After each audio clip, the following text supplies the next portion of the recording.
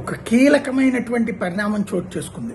రంజాన్ని పురస్కరించుకుని జరుగుతున్నటువంటి ప్రార్థనల్లో పాల్గొనేందుకు వచ్చినటువంటి లష్కర్ ఈ తోయిబాకి సంబంధించినటువంటి కమాండర్ బిలాల్ ఆరిఫ్ సలాఫీ తాజాగా కాల్పులలో ప్రాణాలు కోల్పోయాడు.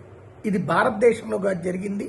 ఒక గుర్తు తెలియని వ్యక్తి జరిపిన కాల్పుల్లో పాకిస్తాన్లో చనిపోయాడు. మర్కజ్